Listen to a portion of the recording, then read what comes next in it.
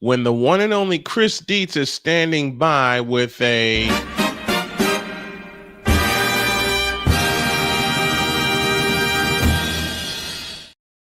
oh dear Lord. And we've also got a bronze sexual confession, unlike anything else, involving somebody we all know. And I might have to couple that. On your mark, get set, let's go. I can't do it. We'll do it live. Do it live.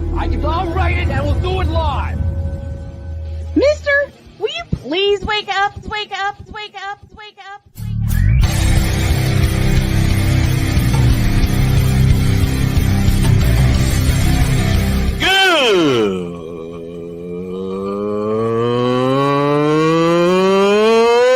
Good morning! Snowman here to all you Brock Purdy and San Francisco 49er haters. Shut up! I gotta thank you, Shane. I mean, whatever happened to the games where breaking 100 points was, I don't know, unusual?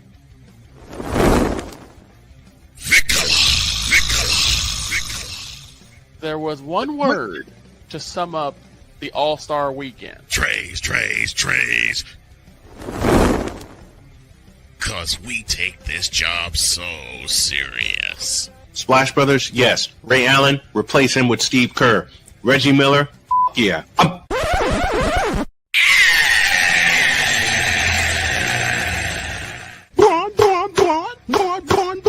What in the all types of blue hell? I don't know. Oh, yeah! Let's go, baby! Dear Los Angeles Lakers, what a putrid effort in the fourth quarter. Yep. Good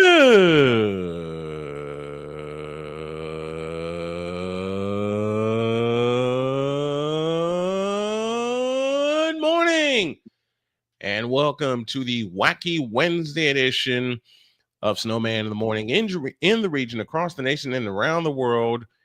Glad to have y'all with us, and I'm not going to waste any time. Somebody's waiting for us. Passionate. Come after me. I'm a man. I'm 40. Unflinching. Let's go back to losing. Parking was easier. Unrelenting. They're not going to keep him off the field tonight. Totally. This one has a chance. Deeds.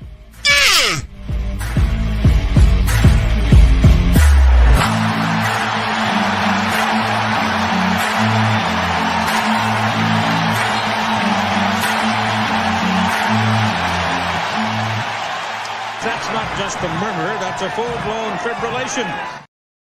It most certainly is. Dietz is here with us on a Wednesday. This I gotta see. What up, Dietz? What's going on, guys? I am going to say this right off the rip. To all of the stations that have us, I'm going to apologize. Uh-oh. I might lose it. This is how bad this is. I'm angry, and I'm not going to take it. But I want to bring. I want Shane to bring in our other guest before I let loose on my dolt of the week. You mean this cute queen right here? The cute queen. Yeah, right? As I actually need both the Queen and Napoleon. They might have to help me out on this one. Okay. Oh, whoa. Okay. I'm going to deliver this to Dietz. I love you dearly, but we do have our stations here, and I'm glad you apologized in advance. Please. Because I went completely off. Yeah. I was fuming this morning, and everything I've learned about this situation has made it even worse. All right. Then let's get right to it. It's now time, Napoleon. It's time for the dolt of the week.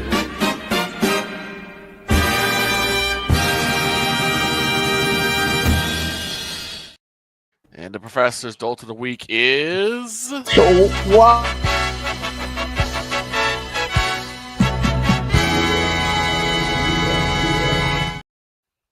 Let her rip, Deets. While we were watching sports this weekend and partaking in all that is sports, there was something happening in San Diego, California called TwitchCon. I knew it. This was my dolt of the week. And my dolt of the week yesterday. It is, look, we have talked about this. I was trying to think how long ago this has been. What has it been? Probably the Vishojo stuff dropped in what, June? So it's been about July. Yeah, June, July, somewhere around there. So it's been about 3 months. Yeah. So let me just set this up for everybody. 2 streamers, Iron Mouse and Henya, brought down an entire VTuber organization, just kicked it right off. And so if there's 2 people you don't want to screw with. Deets? Yes. Sorry to interrupt, but I would actually argue that it was mostly Mouse and Kason that brought it down. Henya did have a large hand in it, but I would say it was mostly Mouse and Kason that did it. But what I mean is Mouse started it. When Henya dropped, that was when everybody went, whoa. Yeah, that's when everyone said, okay, this is a big problem. And then what they did is they kicked off the show, and then the curtain came out, and we all saw behind the curtain, and we knew what was going on. No, don't pay attention to the man behind the curtain. So let me fast forward this to what happened this weekend. Okay. So not only did we have a lot of garbage that happened, and I don't even want to get into the Emaru situation because that's what I want to touch on. That is a snowball in itself. That's going to be a very sensitive topic, and I don't know how you're going to talk about that with our radio hosts here. Yeah, that's why he said all he's not going to leave them. Security sucks. But here's worse than Caleb Williams. There's a bigger issue. There's a bigger issue to me. There's a bigger issue to me. And this is why I brought up Iron Mouse and Henya. I think I know where you're going with this. Iron Mouse and Henya both tweeted over the weekend that, so they were at TwitchCon and supposed to do meet and greets. And people, fans came to meet them, greet them, and give them, gifts, whether it was something they bought, something they handmade, something that was just, hey, this is something you might like. Here you go. Right. Heartfelt gifts. Here's what happened. The people that accepted those gifts, the people that dropped those gifts off, the Twitch staff, and maybe it wasn't Twitch staff, maybe it was event staff. It doesn't matter. TwitchCon, you put on Twitch. You are the head of this. You should have been on this. Yep. Whoever was doing it took the gifts and threw them in the trash. Not, hey, we have them. No, they took gifts meant for people and threw them in the garbage in front of the people who gave them. That is completely despicable. That is one of the things I said yesterday. Yeah, we went off on that one yesterday. That is absolute garbage. And then not only did but what hit me is, who did it happen to? Iron Mouse. I mean, this is somebody who already had sympathy on her side when Vishojo did what Vishojo did. You're not going to Twitch. You're not going to get away with it. You're not going to get sympathy. You're not going to be able to lie your way. Not only did they say, "Oh, we made a mistake. We didn't know what they were." No, they flat out lied and said, and in their response said, "Oh, we thought they were hazardous materials." If you thought they were hazardous materials, why did you throw them in the trash? Here's the problem with that. What are you doing if it's hazardous material? You don't throw it in the trash. What are we doing? Here's the problem. No. Here's the problem with all that, right? Because you're talking to someone who has dealt with hazardous material back when I was Same here. There is protocol something is hazardous. But this is what I mean by how Twitch's security team sucks worse than Justin Fields on the 2-yard line of their opponent because they don't follow straight protocol. If you feel like something is hazardous, you set the object to the side, you get someone who is certified with hazardous material, you have them check it. And if they find to be hazardous, then you tell the individual, you give them back their item and say, I'm sorry, but this can't be allowed because this is hazardous material. You need to take this away. And it wouldn't be in a regular trash bin. Exactly. No, because what if it now, thrown? Now let me couple all of this with what I've been hearing. I've been floating around on Twitter and everything else because, I've got mutuals throughout most anything going on. And apparently there was even security problems dealing with VTubers having to remove masks because they had to double check identities. I was going to get to Chibi being forced to dox herself in order then lay the pipe on it, Deets. Go ahead. In order for her to enter, a VTuber who explained to the person, I'm a VTuber, I cannot I don't want to remove my mask. Can we go somewhere private and do it privately? Right. Nope. We have to do it right here, right now.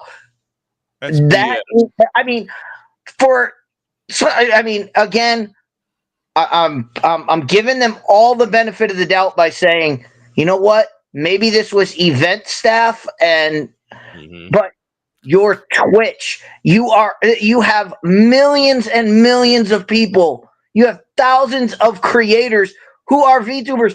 How can you tell someone, hey, you have to remove your mask in front of thousands of people? That is an absolute disgrace.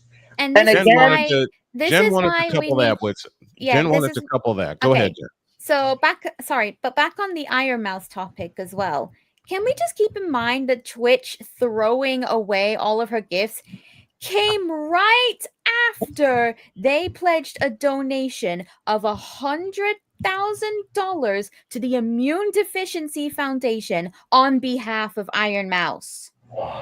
What are you doing? Wow. What are we doing? Wow. I wanted to jump. It would not surprise me if they actually end up not making that donation. But we all know that the VTuber community will come together to make up for that contribution. I mean, look what happened when it came we did so for V Shoujo. I think we tripled the amount that they owed. Yeah. It was sitting at 1.4. It was sitting at 1.4 million last I looked. Yeah, nearly triple. But that's not even the big thing, and that's not the thing that angers me. Okay. What angers me is you had people coming, and this is look, Jen and Napoleon, you both have VTuber models up on the screen right now.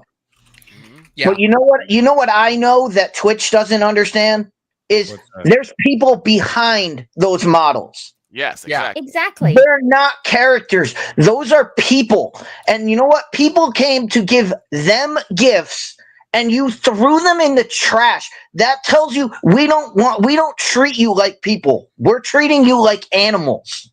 And that's disgusting on Twitch's part.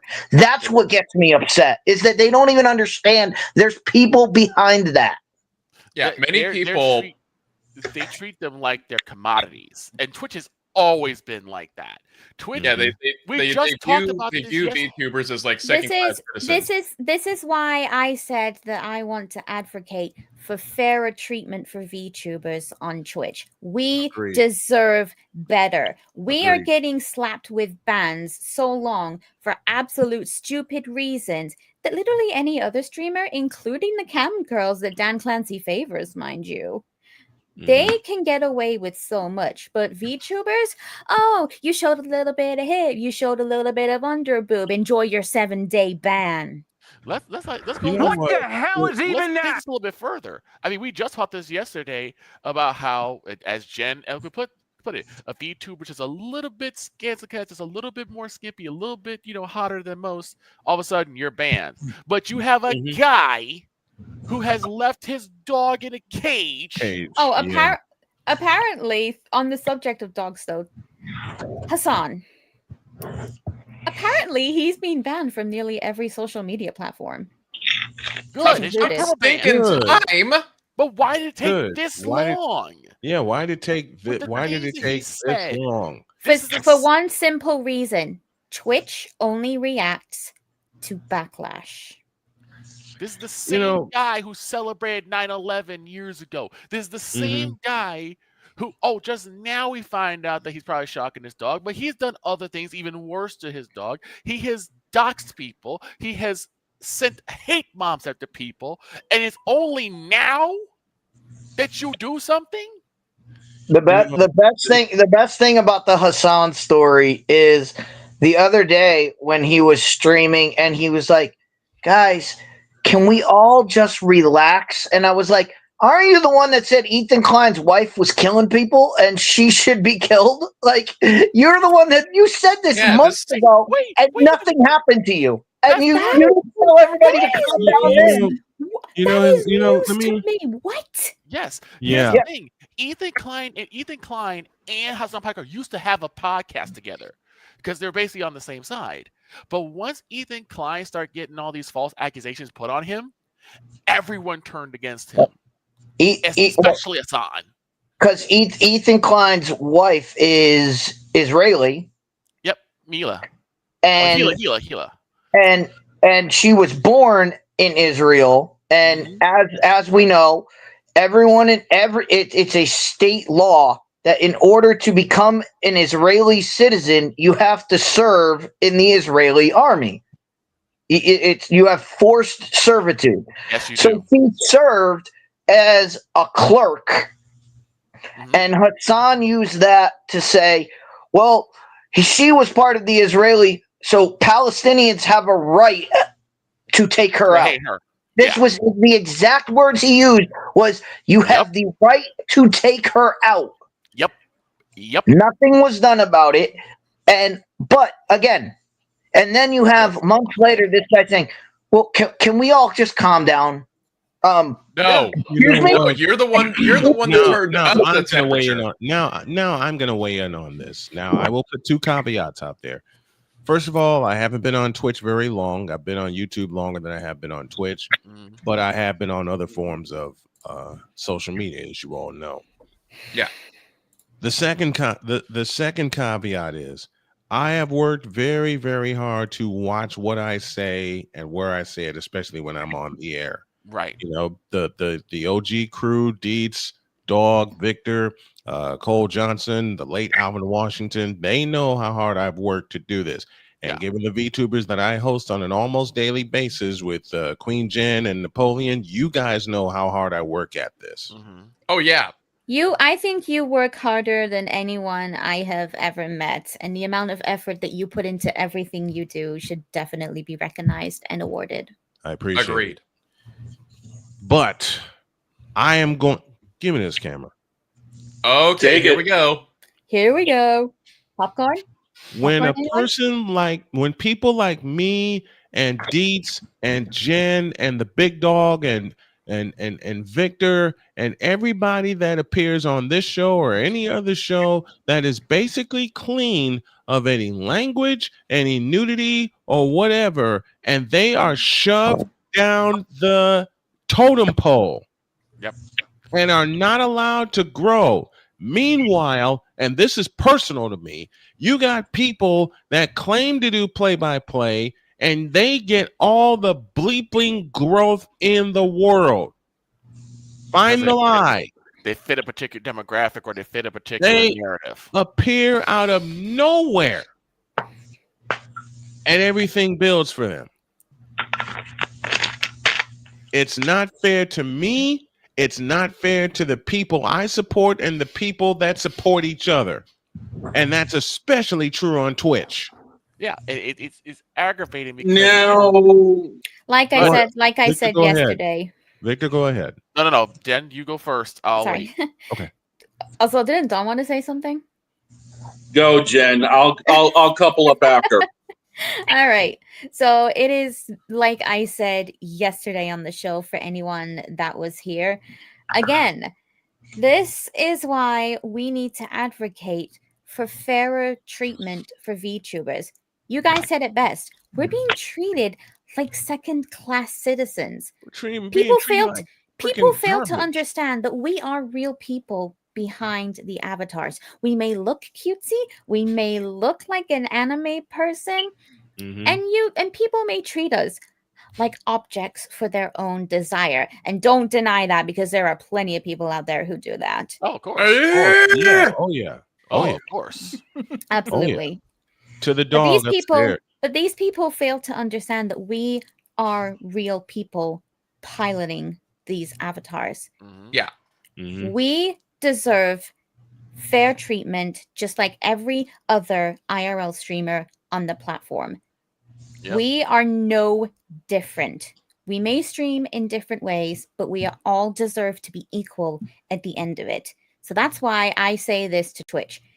If you are going to put harsh bans on us VTubers, the expectation is that you do the same for all the other IRL streamers, including your precious cam girls. It's either that, or you can loosen up on us VTubers. Let us show the same hips, the same slight underboob, that little bit of middle cleavage that the cam girls can get away with.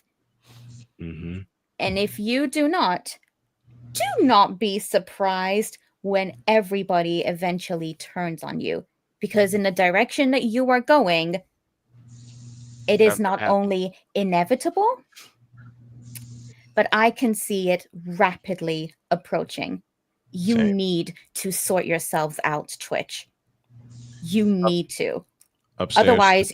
Otherwise you will find yourself very, very deep in the ground. Upstairs to the dog.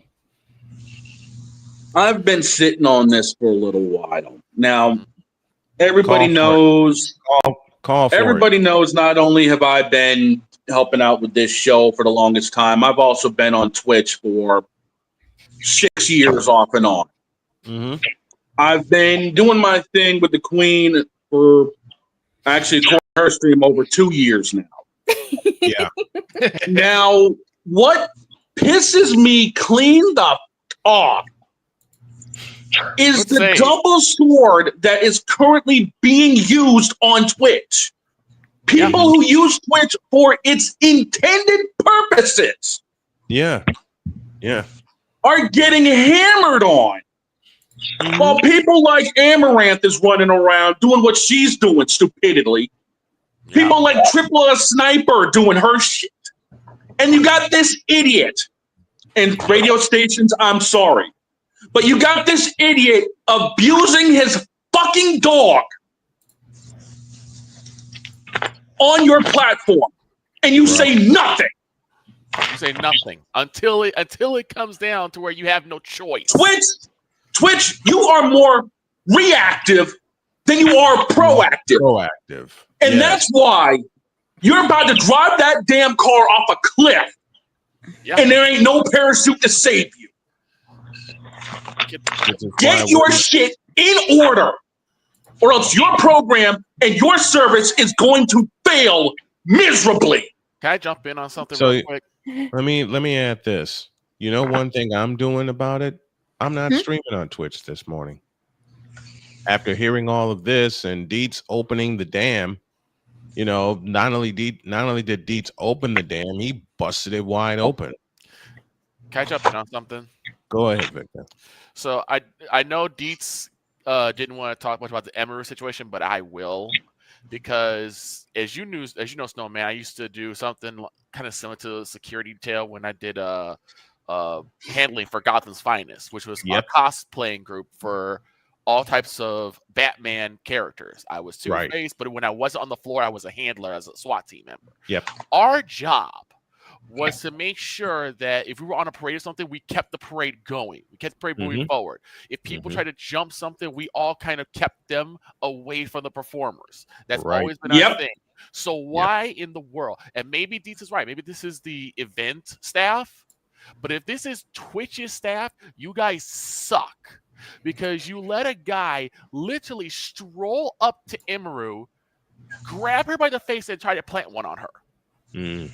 And it wasn't until she said, no, what are you doing, that someone came in and gave him a polite shove. You know, we would have tackled that dude to the doggone ground. He wouldn't have even had a chance to get there if I was working security. If I it gets even worse. The Emeru situation is so bad because my man, the dolt of the week, Dan Clancy, not only did he not provide Emeru with security, he banned her own private security guard for doing his job the year before. Yep. So you knew something was going to happen, and you had nothing to stop this. Yep. But the year prior, something similar was about to happen, and the security guard got into it with the person, restrained him, and then Twitch banned him from any future perma-banned. I'm about to hang on, boss. I'm about to paraphrase a very perfect line from one of my favorite movies. But if Dan Clancy would quit acting like a monkey screwing a football,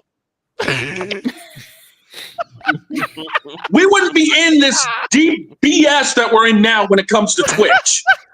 Oh my God. Wait. I've never heard that. Wait, give me the. I'll give Dog the camera so he can say it again. Because this is my new bump back for the dog. Say it again, please. If Dan Clancy would quit acting like a monkey screwing a football, we wouldn't be in this situation with Twitch right now. And yes, I edited that line because it came from 1990 Days of Thunder. Okay, I know we're up against the break. I know we're up against the break, but I want to ask something else because there is one group of people that we are not addressing, and that's the diehards of Twitch. Because after Emeru's situation happened, a group of people said, "Well, she's rich, so it's fine that someone comes up to her like that." Excuse me, what? Victor, Victor, I ask one question and one question only, and you guys have heard me ask this question before. Whose ass do I need to put a foot in? The guy at the very top. Wait a minute.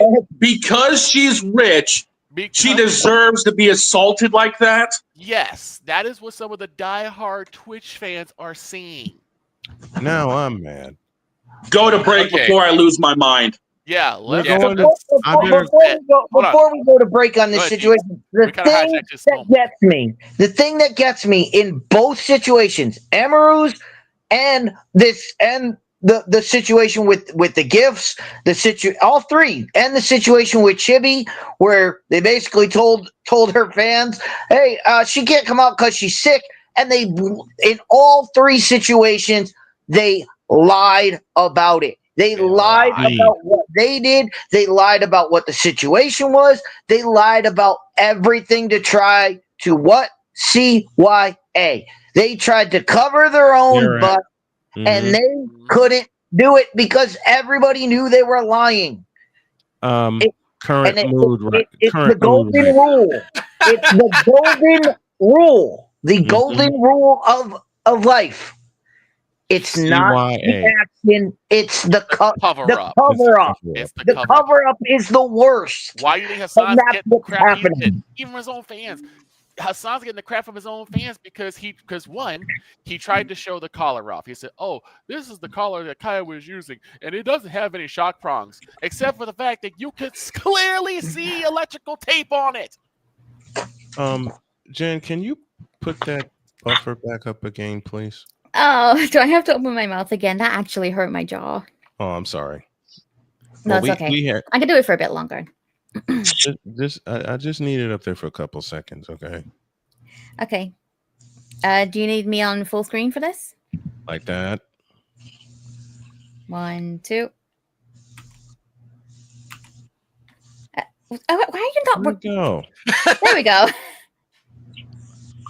We're back in the deuce. This is Snowman in the Morning.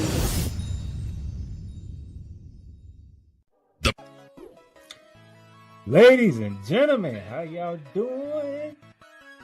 Season 4 of Bearing Down the Gridiron officially begins.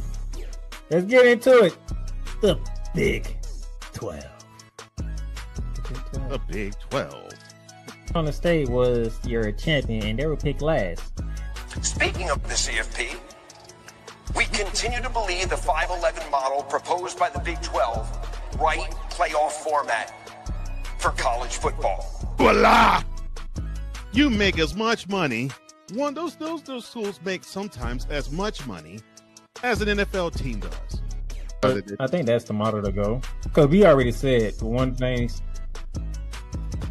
do away with the bye week. That bye week did not help any one of the top 4 teams. Personally, I always believe that the rankings really don't matter until it's either the last Saturday in October or the first Saturday in November. No, it's last Saturday in October. You want to explain that BYU pick? BYU's, I just figured that they're more balanced on offense, at least for what I witnessed last year. More balanced on offense, and I think they are a little bit better able to hang with talent on defense as well. I'm taking Coach Prime and the Colorado Buffaloes.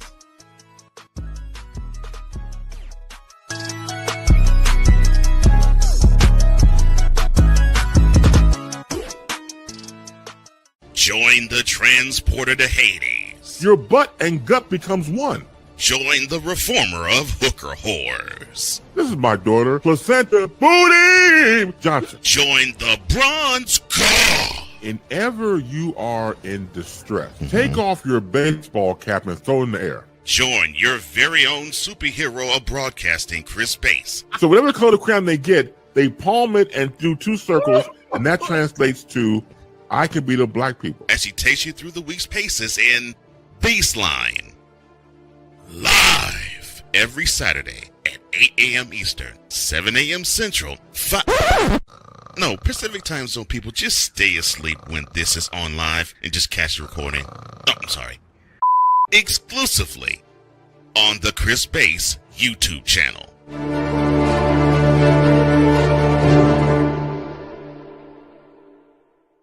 Hey everyone, it's Napoleon Johnamite.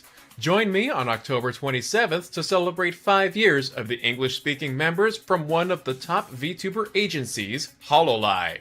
From the debut of their first generation of girls in Myth in 2020, to their most recent live concert event held at the Radio City Music Hall in August of 2025. And for the sports fans, there will be coverage of their appearances at Dodger Stadium. Take a journey through VTubing history in Beyond the Myth, 5 years of HoloLive English. October 27th at 3 p.m. Eastern, noon Pacific. Exclusively on YouTube at Please Rewind Napoleon and Rumble.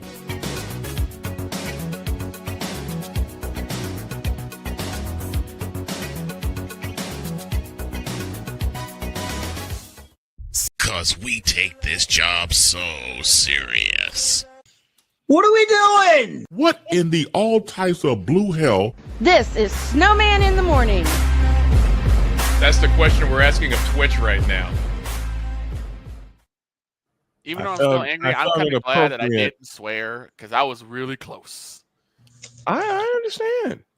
I'm apologizing to the like I said, I apologize to the radio stations, but damn. I honestly felt close to letting out a swear word, but I think after the last couple of days where I did let one out, I think I did the last couple of days. I'm not sure, but like a couple Sundays, yeah. I just didn't really. I knew if I did it again, I think me going off for everybody did the trick. Yeah, so aggravated because you see a company that's supposed to be for the people, but then they do their main constituents so dirty. Because if you think about it, I would say the majority of Twitch streamers are VTubers. There's a lot of VTubers. And yet we're being treated like second-class citizens on the platform that we put all of our trust into. It's worse than that, Jen. It's not even that you're being treated like second-class citizens. You're treated like commodities. You're just tools that they can use to make money. But when it comes down to just basic rights over either your own intellectual property or your own fan base, Twitch feels that they have the right to take that from you whenever they so choose. My man Yellow Flash has been talking about this for quite a bit. But you can talk, and we talked about it last segment about, oh, this person makes money or this person does this or whatever. It doesn't matter. It doesn't matter if someone came to me and gave me a gift. It doesn't matter how much that's worth. It doesn't matter. It might not even be worth anything. It might be a drawing that they did that isn't worth a damn to anybody else. But you know who it is worth something to? It's worth something to that person that put enough time and effort into, hey, I want to give this gift to somebody I've looked up to. And they give it to them. And what happens? It gets thrown in the garbage. You're basically telling the fan, hey, your fandom does not matter to us. And oh, by the way, this creator doesn't matter to us. And like I just said in the private chat here, Twitch runs on fans. How do you get fans? You have fans follow creators. You need fans to get creators. You need creators to bring the fans in. Twitch, you're going about this all wrong. Everything should have been for the fan. It should have been a fan experience. And honestly, Twitch, please take a lesson from Huntrix. Let everything you do be for the fans. Happy fans, happy Moon. Yeah. Let me go to the Fanatics feedback zone very quickly. Squiggle started it with Emiro Security. I hope I said that right. As well, Rose ridiculous. Straight up banned her own bodyguards and then wanted to give a 30-day ban for what the man did to the boy. Yeah, that's the thing. And here's the great thing. He walked out. He walked out of that building. Ryan McCarthy carried out. says he wasn't even video. No, he walked out on video. They have video footage of it. I was like, wait a minute. Where are the police? I think we need to quote Dietz himself on this one. What are we doing? It's like, where are the police? He walked out on his own power. No cuffs, no one near nothing. him. He walked out. And I'm like, if this does not, I honestly doubt TwitchCon will go on next year because of a lot of the backlash. Yeah, that was practically TwitchCon gave him a slap on the wrist for something that really should have had an arrest on it. Should have been in prison for it. But as Dietz loves to say, and it really applies here. What are we doing? What are we doing? If you're going to lie, make sure it's not caught on video. I mean, a blatant lie. We took care of the situation. Meanwhile, you can see the guy just leaving and walking by, nobody around him. Yeah, nobody escorting him off the premises. Squiggle says, basically, it's we don't care about you now. Keep spending money so we can give Jeff Bezos our money. Oh dear God, don't get me started. Let's not even get into that. Look, that security situation was about as loose as the New York Jets offensive line has been for 7 weeks. And Mr. McCarthy's taking a beating. But here's the other thing also, and this is why I said I don't. Matter of fact, it was as loose as the Laker defense in the final 40 seconds last night. We'll get to that in a minute. But this is why I said that I think TwitchCon probably won't go on this year, because if the Twitch streamers do not feel safe, if they don't feel like you're going to protect them, because look, people talk about, oh well, what's worse, a person that is obsessed in anger or obsessed in love because they have a parasocial relationship. It doesn't matter. There should be a line where they cannot cross. That's where your security comes into. And if the streamers do not feel safe, they will not come to TwitchCon. And then who are you going to parade up there? No one. And you know what? There shouldn't be TwitchCon anyway, because of this incident. This incident, I think TwitchCon needs to bite the dust until they get their act back together. Yeah, it really should. Yeah, TwitchCon needs to, and I'll say it. Give me this camera. I'll say it right here. TwitchCon should bite the dust until they get their act together, which means beefing up security. You dumbs. There. Like I said, if I was running security at TwitchCon, that would not have happened. No, that dude would have been floored, handcuffed, and let out. As soon as he got in front, as soon as he got towards her, someone would have gotten his face and said, "You need to back up. You need to back up because this is way too close." I wouldn't have said anything. God, my bouncer days are starting to come back to me now. I'm getting fired up, man. Mine also. Woo! All right, Ryan. Mine also, because I was a bouncer for a local place in Columbus, Ohio for a year. Mine also, and the place was, I don't know, 3 blocks down from the Ohio State University, which meant it was down the way from Ohio Stadium, which meant it was down the way from the Schottenstein Center, which meant students involved, which meant stupid people involved. I think y'all could complete the equation. Yeah. Which means a whole hell of a lot of alcohol was involved. A lot of alcohol and a lot of twisted up. Let me share a story of my bouncing days at this little dive bar in Columbus. Like I said, it was 3 blocks away from Ohio State University. And there were a couple of guys that thought they could just walk in and not pay because it was after 9 o'clock. Mm-hmm. They shoved me out of the way. I picked them up both by their necks and dropped them outside the bar. They tried again. This time I had some help because the second bouncer was there. Not as big as you, Shane. He picked one up, I picked one up, and we walked them across the street and said, "We dare you to try again." They didn't try again. Yeah, because there was actual consequences for said actions.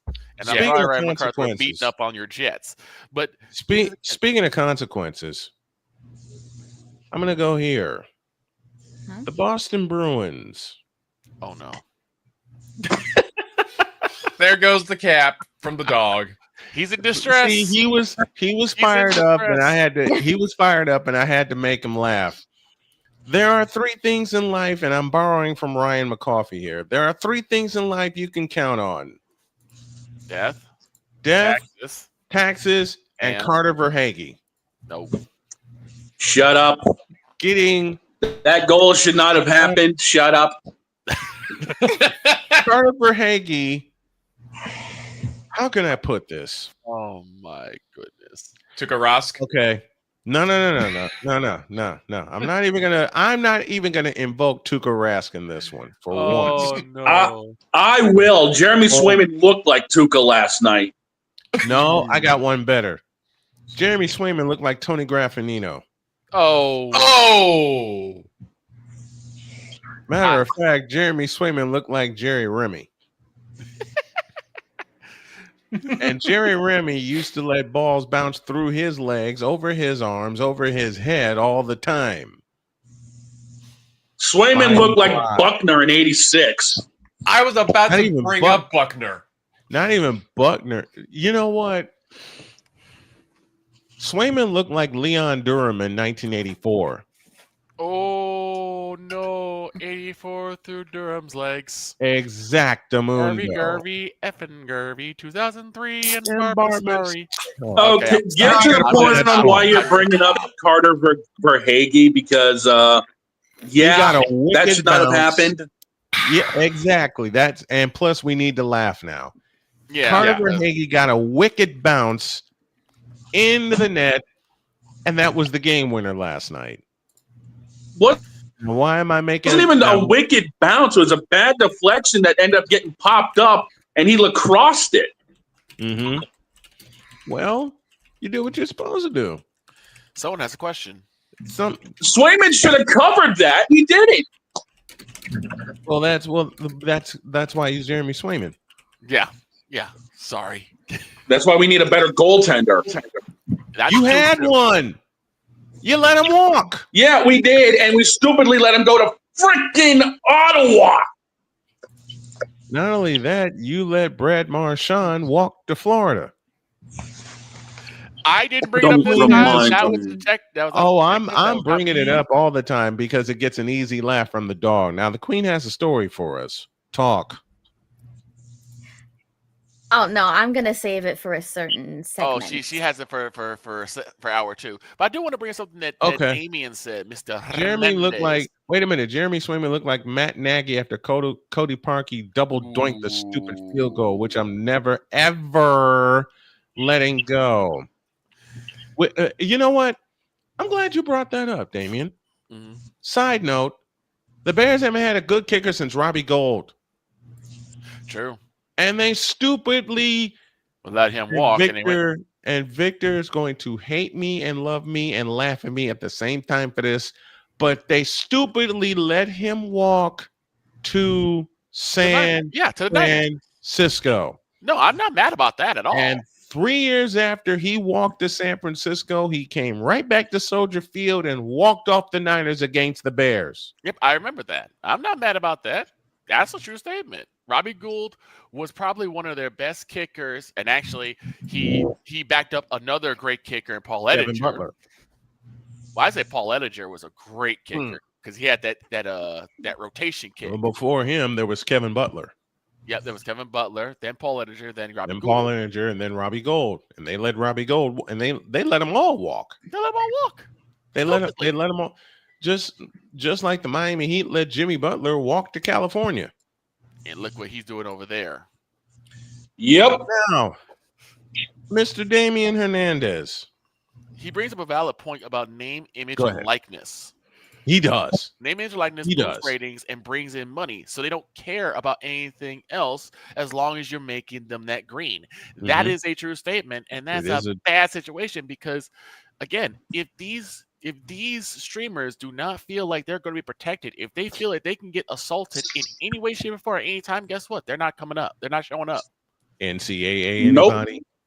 And who are you going to get to headline your TwitchCon? Like I said, NCAA, anybody?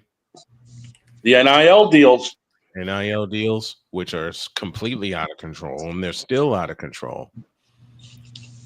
Yeah, I mean, again, when it comes to NIL deals, look at the first. Who know what a conference is? Who know what a convention is supposed to be? Mm-hmm. Yes. And that's what you need. And I'll give you a story. I'll give you a funny story. So, I ran a conference when I was in college. Really? There was a PE conference that came to Springfield, Massachusetts. And of course, I was at Springfield College, so they let the PE club. We kind of ran with it. You know, we made sure everybody had their own rooms and had everything. Right. All right. So when I was at Springfield, there was this book. We called it the Bible. It was called Children's Moving. Everybody used it for their lesson plans. Every single person that ever went through there. I think every lesson plan I ever wrote was out of that book. Okay. So, okay. I'm at this convention, and we're going through, and one of the president of our PE club comes up to us and goes, "Hey, by the way, this is Melissa Bynum Murphy." And I'm like, "Hey, what's up?" And she goes, "Do you know?" And she and the president of our club looks at me and goes, "Do you know who this is?" And I was like, "No." And she goes, she wrote Children's Moving. And I go, "Oh," what? And I said, "Oh, bleep." Right in front of her. I went, "Oh," and this is everybody in our. I'm facing her. Everybody else in our club is behind her. Right. They couldn't see her face. They could see mine. I could see everybody else's face. And I just look at her and I look at the lady and I go, "I just want to thank you, because I think you wrote every lesson plan I've ever written." And the face on everybody in the club was like, "You did not just say that to her." Oh my God. And they were just shocked. Meanwhile, she cracked up. She laughed and she goes, "No one has ever said anything like that to me. That's the funniest thing I've ever heard." I went down, talked to her for like a half hour. Our president comes up and goes, "How could you say that to her?" I was like, "What? The funniest thing she ever heard?" That's just what I do. And I just walked away. Exactly. But that's what a convention is. You meet people, you talk to people. That's how it should be. That's be any of this garbage that we're talking about with TwitchCon. That's Sox Fest 2005 for me. I have kind of a story like that too. My first Wizard World. I was with Bill, because Brian knows who Bill is. Yes. I got my friends, and I came as Two-Face. So I had got this prosthetic my friend made for me, and we Two-Face paid it costume, man. Mm-hmm. And I came in, and we had what's known as Wrestlers Row, where all the wrestlers, do their autograph signings. And one of the people I met was the legendary Mick Foley. Nice. He saw me. He saw me, and he just kind of jumped. He's like, and then he says, "Excuse me, you got something in your face right here. What do you think I did?" Where, here? He cracks up. You went full George Carlin on him. And he cracked up because he didn't think I was going to go there. But it was cool to have that happen. The reference is from George Carlin's special, Jammin' in New York, 1992. You ever try and tell somebody they have a little bit of dirt on their face? You can never get them in the right spot, can you? Say, you got a little bit of dirt right here. They always go, "We're here." You just want to slap them. But yeah, I had one of those. I had one of those convention moments myself when I went to Sox Fest in 2005, and my friend Barry took me after the temporary job I had at the time. Double crossed a lot of us, so he took me to Sox Fest on the day John Rooney, former voice of the White Sox, now current voice of the Cardinals, was going to be there. Mm-hmm. He said, "Let's go in this room right here." Why are we going in here? And I was in the dumps all weekend. Even though I was at Sox Fest, I was in the dumps all weekend. Then I hear John Rooney's voice. Right. And I melted. How did Lewis Black put it? I think that was my cue to go out into the yard and melt. The crazy thing is, but the thing is that you would think they learned after the VidCon incident years ago. You would think they learned their lesson then. Other conventions learned their lesson then, but nope. I believe it's Napoleon who has the button. What kind of stupid are you? Right. Yeah. What kind of stupid are you? You owe me that button, dude. I owe you a lot of things at this point. What are we doing? Not what are we doing? What are they? What are you doing? What are you doing? What are they? What are they doing? This is your fault. I've often been told that by my pretty bride. Yeah, that's rule 2 of the house. Everything is your fault. That's rule 2 of the house, which I bend into oblivion. Just like Carter Verhage bent that puck in the net last night. Oh. Does that mean we start going to hockey? No, I just wanted to bring that up. The roast. Why? Just to mess with you. The roast. Why? Of because Twitch yes, Shane, has taken it is over the entire first hour. We spent the entirety of the first hour talking about Twitch, and then I slip in that roasting them. Deet started off. Deet started it. Then the VTubers got their pound of flesh, and they're back for more. Then the dog brought up about a monkey having fornication with a sports object. which is going to be his new bumper, by the way. When it will be. It better be. At least we're getting rid of the old one. Oh no, we're keeping that. We're keeping that one. Oh, we're keeping you on the island. We're keeping that. Matter of fact, Shane's got 3 award winners. Shane, The Notebook in the Eye. Yep. I'm on an Island, and now this one. Now that one.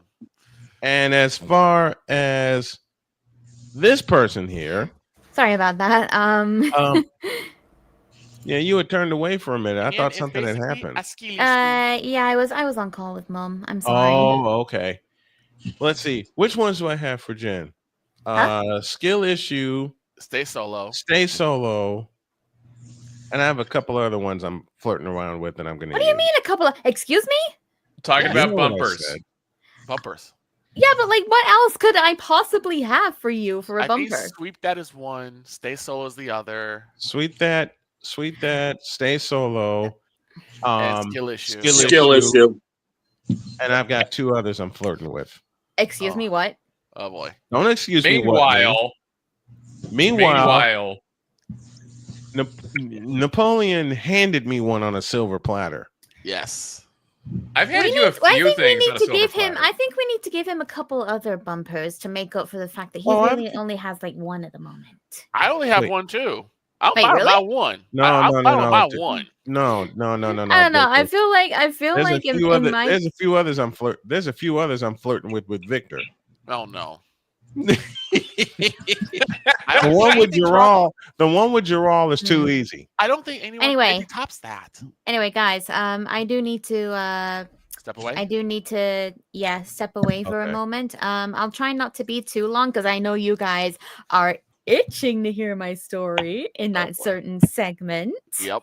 Oh, that segment. It's what I think it is from last night. The three of us all got a pound for that one. Oh yeah. Oh yeah. I got a few things myself, and I think everybody's gonna get in on the phone. I specifically want to talk about the bit that he did to me, Don. So if you could be a darling and save that bit for me, I would really appreciate that. Trust me, it's all yours. I think the Queen's gonna wind up closing it, but the full second hour is going to be nothing but frivolity. Yep. Given the fact that, all right, you know what? I will see you guys soon. Again. I have to go and help Mom. You step away. Okay, go ahead. Go help your mom. Bye. We got you. I'll see you guys soon. Mwah. All right. Now, I got a Dolt of the Week myself.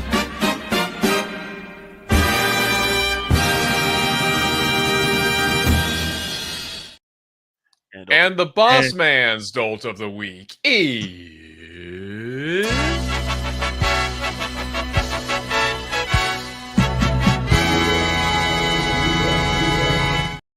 Kathy Engelbert. Kevin Durant. Oh, I was close. Starts with a K. I'll save Kathy Engelbert for next week. What? Wait, why is KD? Why is KD my Dolt of the Week? Because he should have left Northern California. Because A, he should have never left Northern California. B, Phoenix ruined him. No, check that. Brooklyn ruined him. And C, he nearly had a Chris Webber moment last night. What do you mean by that? I know what you're talking about. I saw that. He was signaling for a time. He was signaling for a timeout late in the first overtime. One problem. They didn't have any. Rockets didn't have any. And had the referees recognized it and given him that timeout, they'd have handed Oklahoma City the game on a silver platter. How do you forget that you don't have any timeouts? Oh, it's actually quite common. Very easy to, in the heat of the moment, given the fact that the game went to overtime. At least Kevin was in the place where his career started, which was actually Seattle, but that's my soapbox for later. It's very easy to forget. It's at least it's not a J.R. Smith moment. Yes. No. It's not one of J.R. Smith moments. Well, you know what I'm talking about. There's one moment that everyone knows about J.R. Smith. Oh yeah. 2018 game 1. He will never ever live that down. Had the ball. There was something else he did in that game, but I'll discuss that in a minute. But Kevin, you're lucky this is a short one. Don't forget your timeouts again, please. Please.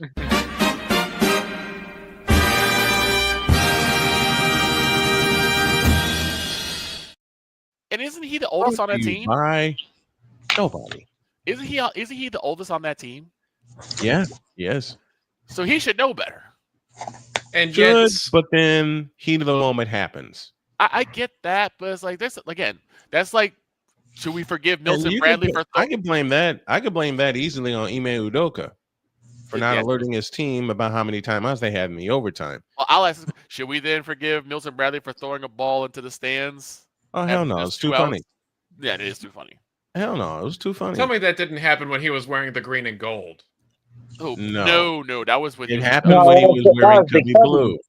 Yep, he was wearing Cubby blue when it happened, and Victor and I laughed our heads off. And to be fair, I also laughed at Jermaine Dye when he did the same thing. But see, the difference with Jermaine Dye is the team rescued him. The team did rescue him. The team rescued him, and they didn't allow any runs. Didn't they allow 2 runs at that point?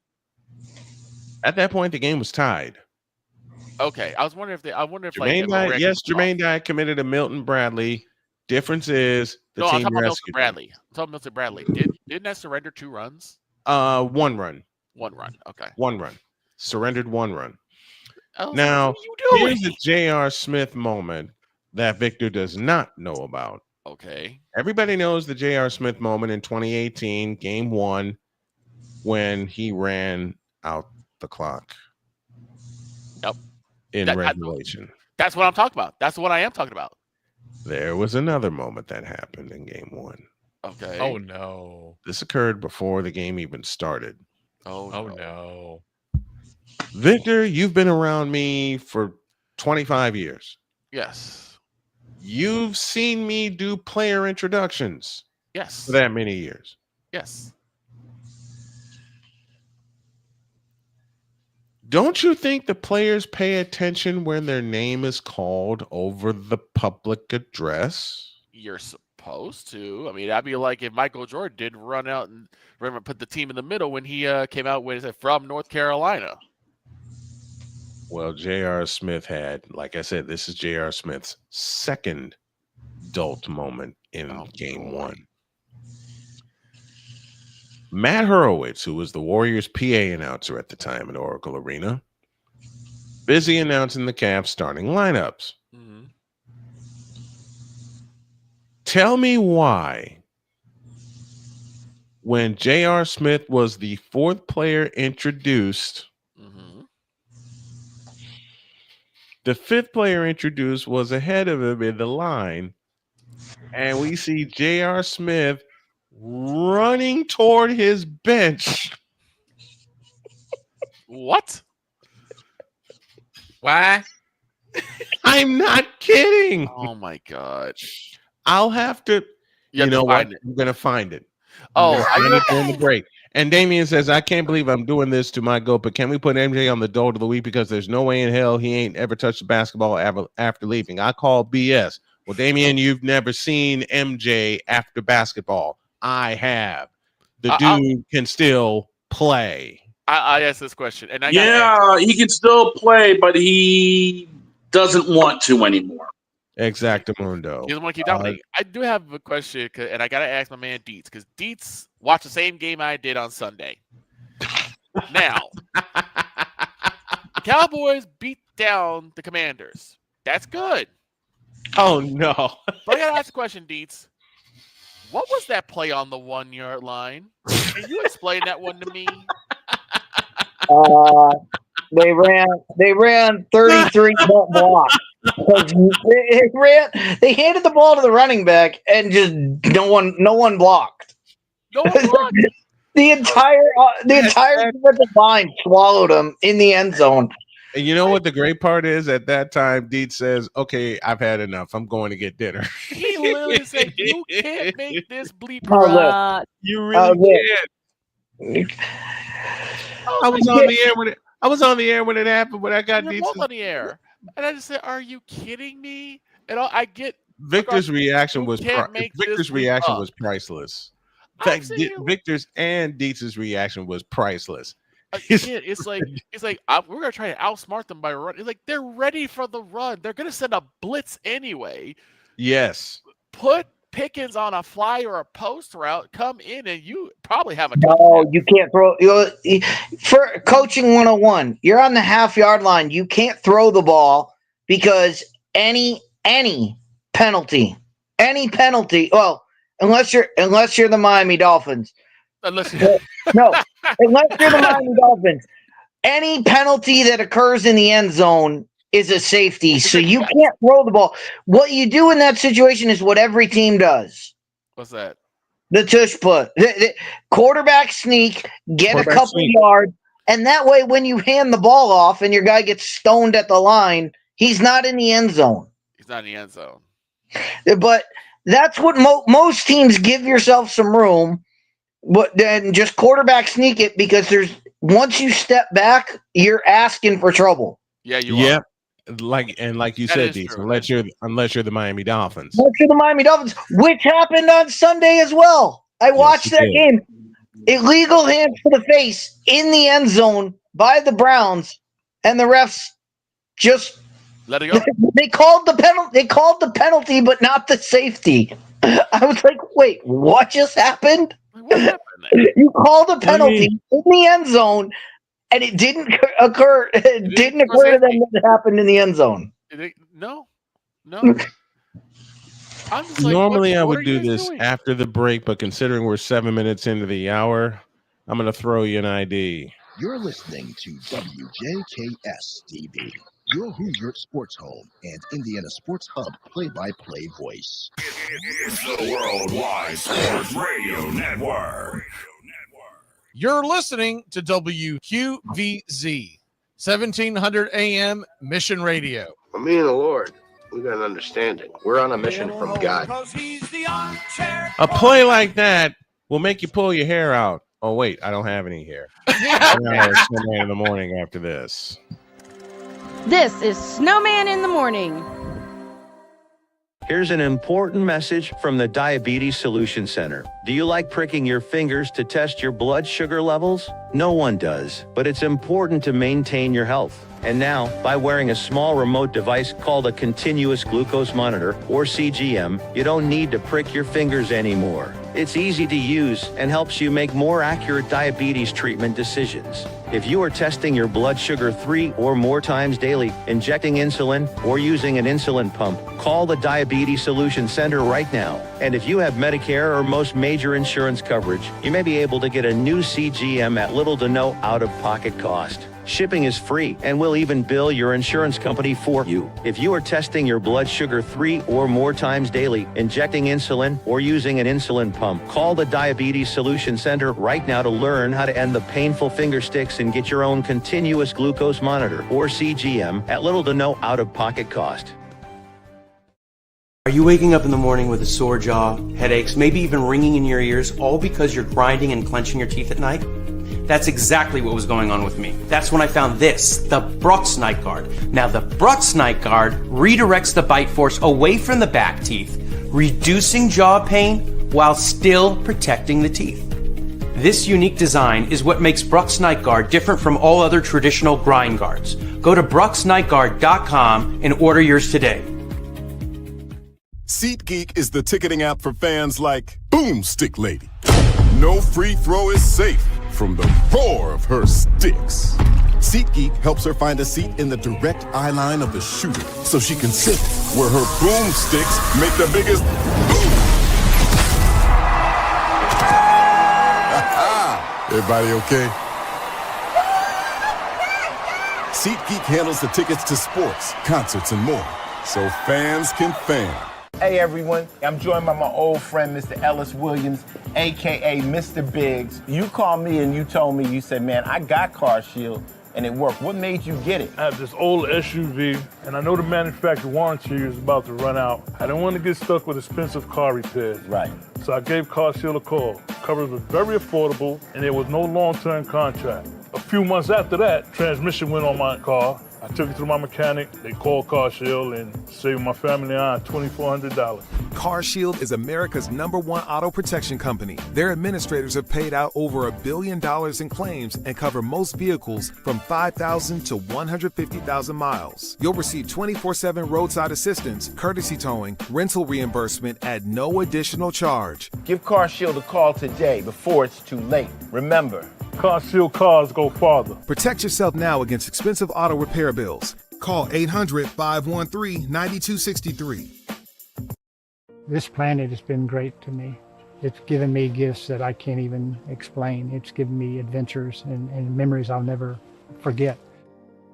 And Battleborn, I think, has given me the opportunity to go beyond and give something back. How can I be a better custodian to this planet and the place I live? That's where I am with Battleborn. Let's make the planet a better place. Because we take this job so serious. Jarrell Jones has no brains. His football acumen is the same capacity as Gun Run's moral capacity.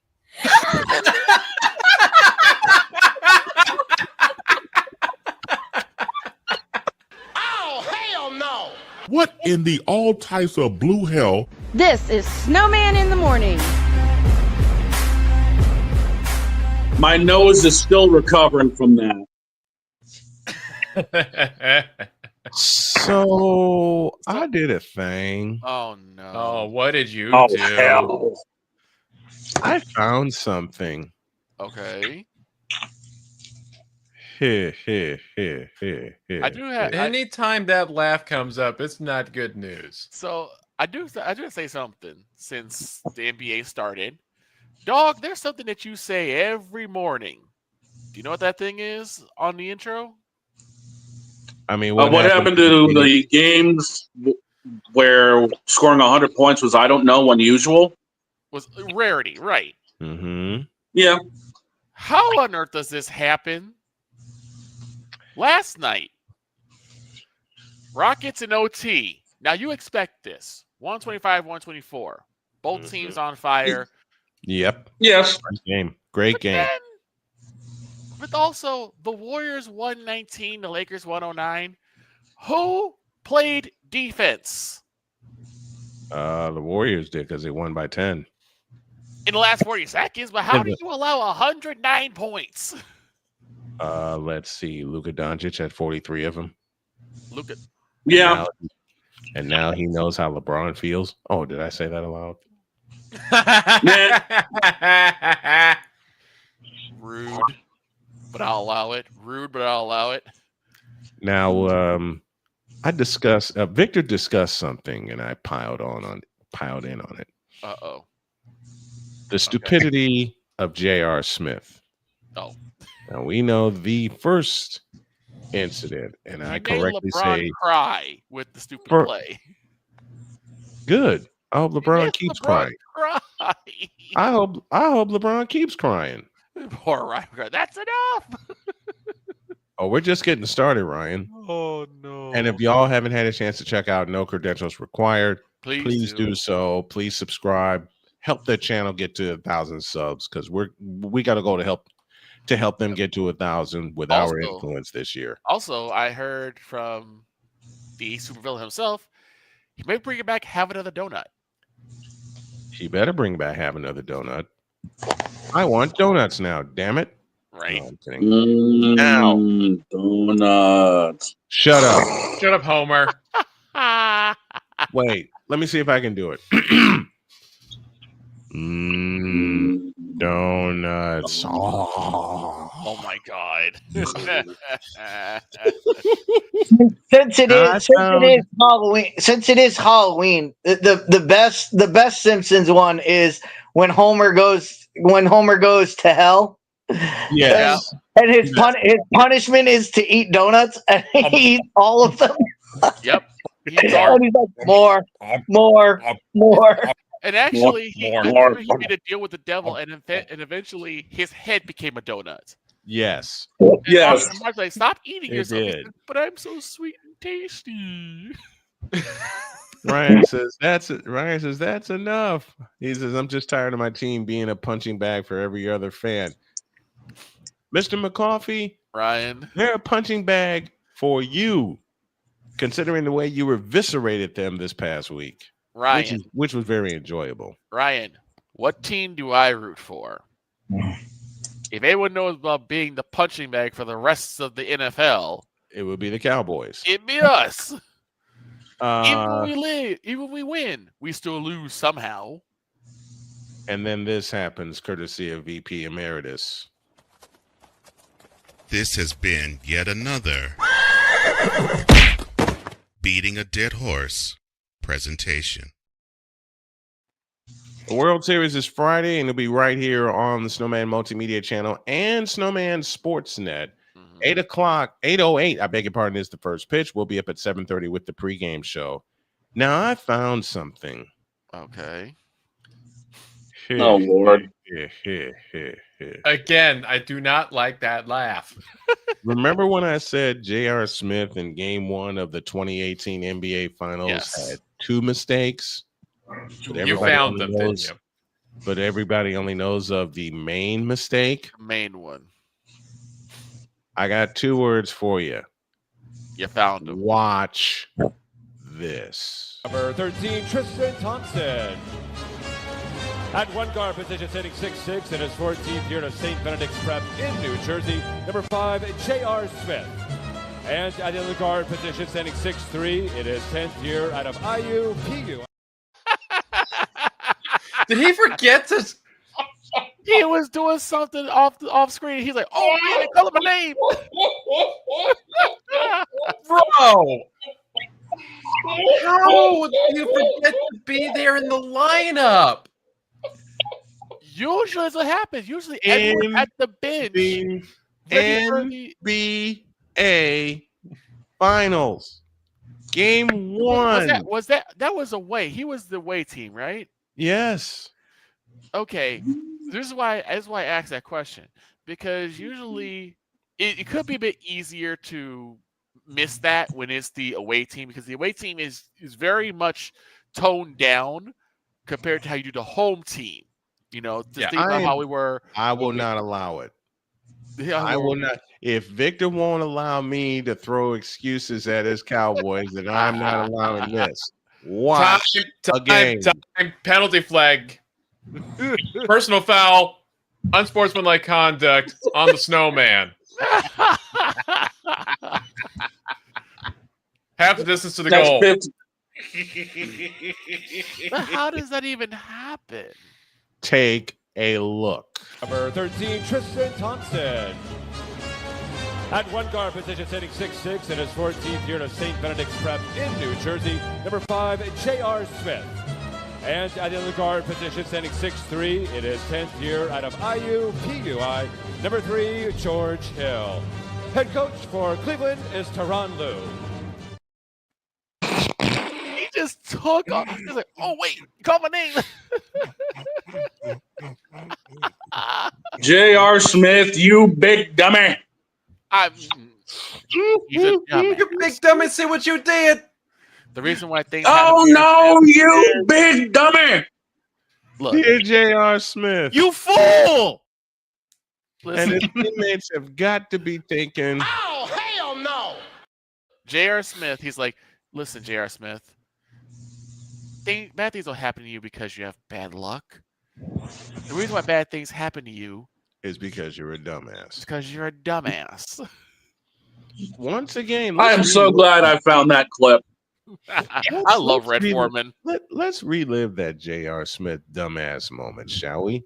We once again, courtesy of ABC, we go back to the 2018 NBA Finals, game number 1, when y'all thought the biggest fallacy of J.R. Smith was what he did in the final seconds.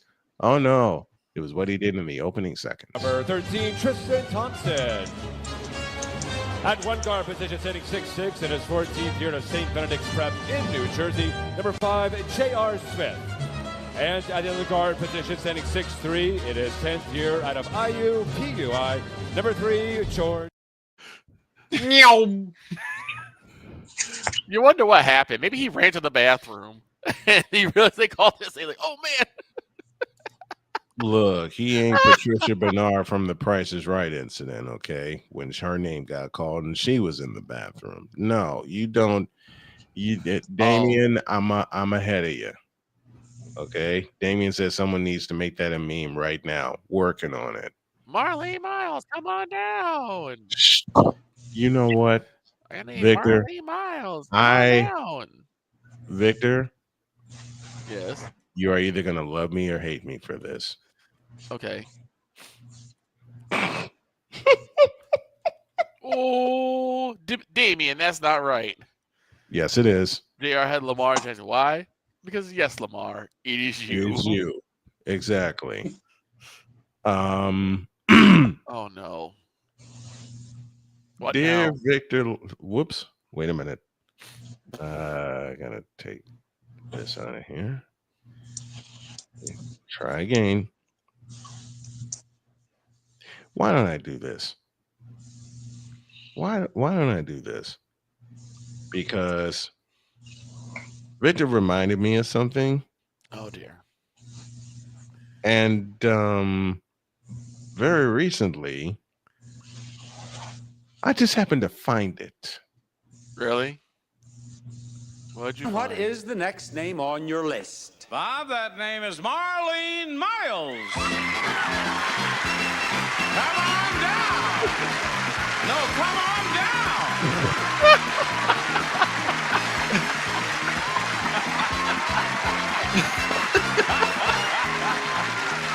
Okay, you gotta understand where she was seated. Just watch.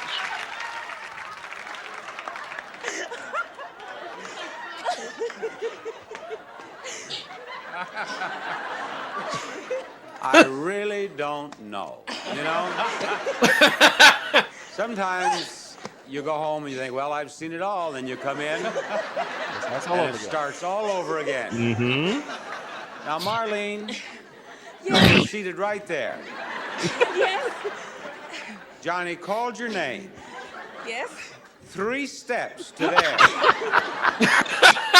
But you That's our favorite, one of our favorite exchanges between 3 steps, and she decides to run the lap. She ran the entire She ran way the around. entire course.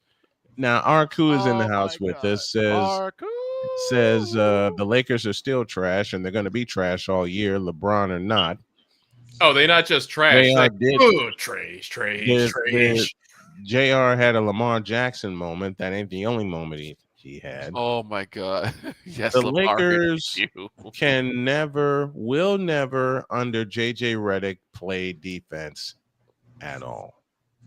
Period. Because once the Warriors took the lead at 12-10, there were 3 other ties, but it was all Warriors after that.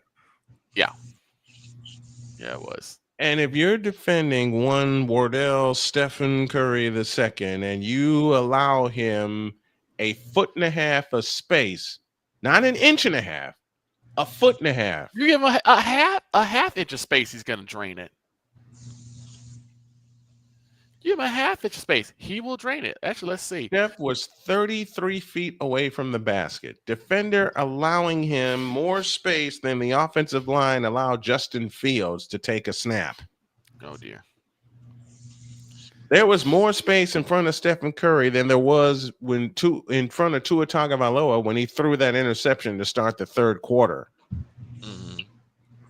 There was more space in front of Stephen Curry than there was in front of Michael Penix Jr. when Bryce Huff strip sacked him. I may need Doug's help for for some of the stats, but Steph Curry, 32 minutes, 23 points, 4 assists, 1 rebound, 42.9% field goal percentage. How many threes did he shoot? I can't see that. He went 3 for 9. 3 for 9. 3 for 9. Okay. But you allowed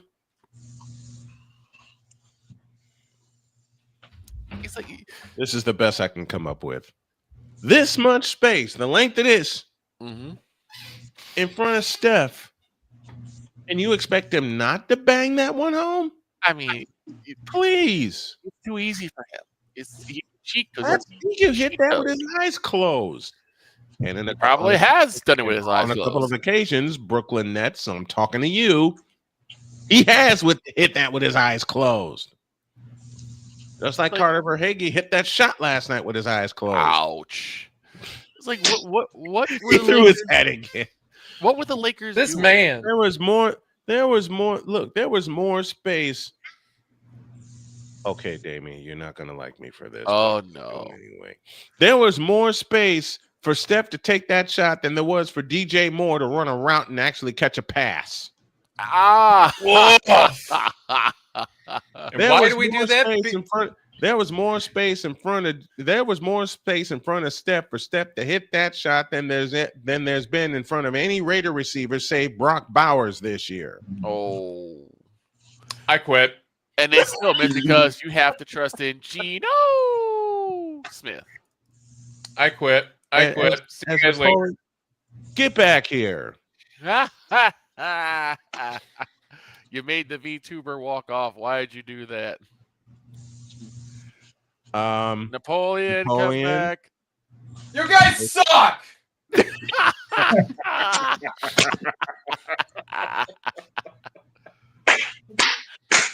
Just remember. I hope I did you proud with that, dog. Yes. Yep, that was good. That was good. You know what, Napoleon? That was perfect. When we come back, y'all know what time it is, begins. and I'm going to lead off the round of frivolity. Okay. Oh, yeah. And Jen, hurry up back because we're going to come to you in a little bit.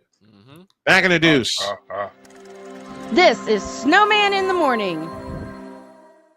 Here's an important message from the Diabetes Solution Center. Do you like pricking your fingers to test your blood sugar levels? No one does, but it's important to maintain your health. And now, by wearing a small remote device called a continuous glucose monitor, or CGM, you don't need to prick your fingers anymore. It's easy to use and helps you make more accurate diabetes treatment decisions. If you are testing your blood sugar 3 or more times daily, injecting insulin, or using an insulin pump, call the Diabetes Solution Center right now. And if you have Medicare or most major insurance coverage, you may be able to get a new CGM at little to no out-of-pocket cost. Shipping is free, and we'll even bill your insurance company for you. If you are testing your blood sugar 3 or more times daily, injecting insulin, or using an insulin pump, call the Diabetes Solution Center right now to learn how to end the painful finger sticks and get your own continuous glucose monitor, or CGM, at little to no out-of-pocket cost.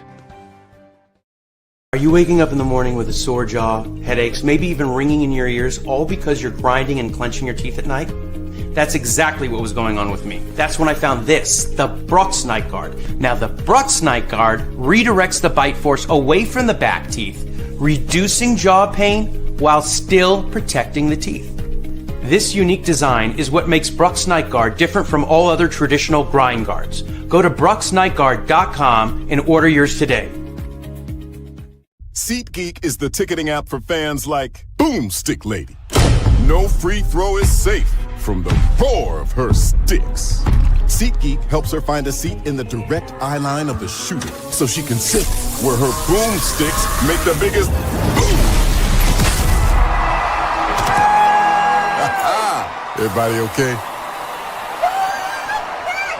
SeatGeek handles the tickets to sports, concerts, and more, so fans can fan. 'Cause we take this job so serious. My loyalties were misplaced. My judgment was clouded by the allure of the black hole and the shiny new stadium. And I messed up. I'm sorry to the entire Chargers organization, to the Bolt fam, to the players, and to everyone who has ever believed in me. What in the all types of blue hell? This is Snowman in the Morning. And that's an interception thrown by Geno Smith, his third one of the day. Oh, shut up! It's Geno Smith, not Tua turned the ball over. Hey, Pizzle's not here. Yeah. He may not be here, but Are we wrong? Especially considering that first play of the first drive of the third quarter, and considering the fact that Pizzle went off on said play. There was more space. Speaking of Zion Williams' waistline, Damian, that's what? What? The space in Damian, front what? of the space in front of Steph to shoot that shot. Yeah. By the way, Zion will not play one game this year.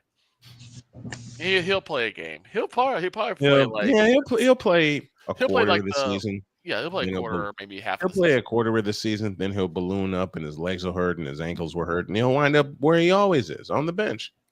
This is why I had to start losing weight, because I was feeling that a lot. Same with me. You know, my knees would hurt, my legs would hurt. It just by sitting down, I was just hurt. Now I don't feel that much pain like that anymore. Nor do I. I still got a way to go, but hey, I got a ways to go myself. I still have about another 30 pounds to lose.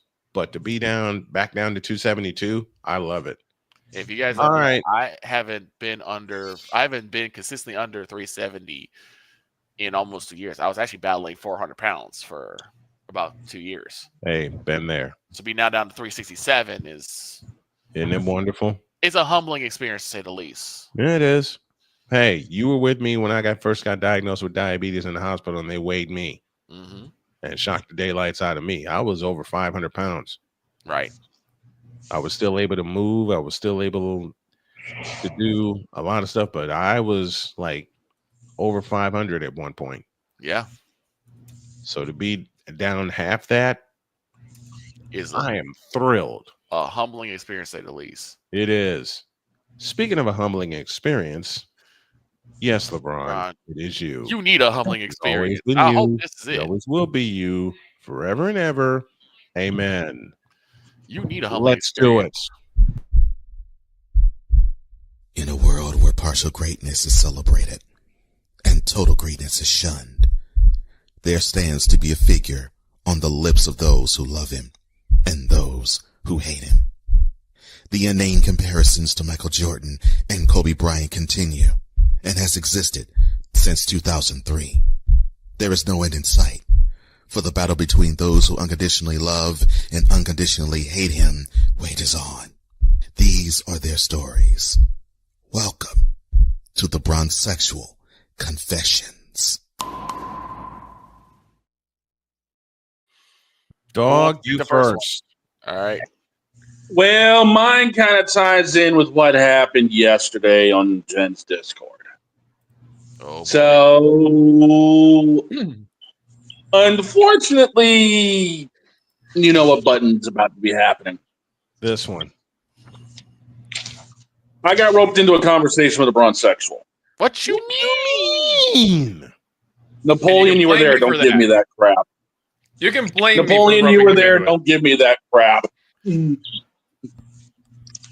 So I'm kicking back here. I'm getting ready to watch the Rockets and the Thunder going at it, and I get a ping on Discord talking about how Napoleon was about to have a fight with a Bronzexual. Oh no! Oh dear! That Bronzexual being Glitch. Time. And once again, Time. This moment of Bronzexual stupidity is brought to you by Hooked on Bronix. When you start talking like an idiotic Bronzexual, Hooked on Bronix can set you right. Call 1-800-YO-KANG. Real LJPM. Now approve all this. Go. Well, that conversation devolved pretty quickly. That's what I'm afraid of. Oh boy. How quick and did it evolve?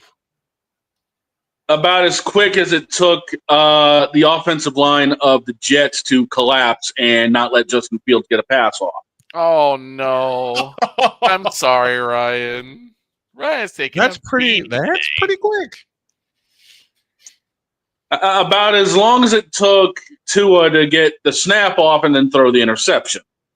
I'm sorry, Pizzle. Sorry, Pizzle. Not really. And it devolved quicker than every brain cell in Katie's brain because of trying to call a fake timeout. Ouch. It was that bad. Chris Webber, hello. That's bad. And mind you, the stupid thing is, this dum-dum didn't even try to bring up any facts because we were talking about Jordan being the special analyst for NBA on NBC and everything else. Yes. This fool doesn't even try to bring up stats of LeBron or anything else. He's just going full-blown attack mode. Oh no. Oh no. Oh dear. And of course, what do I hit him with to begin the party? 6 All-Star MVPs, 5 regular season MVPs, 6-time champion, 6-time Finals MVP, Defensive Player of the Year, 1988, 10-time scoring champion. Need I go on? No. I think that's enough hitting them. It just got to the point where Jen would have the highlight of this up, I think, later today, I'm sure. But it literally got to the point where I was halfway losing my mind on this clown.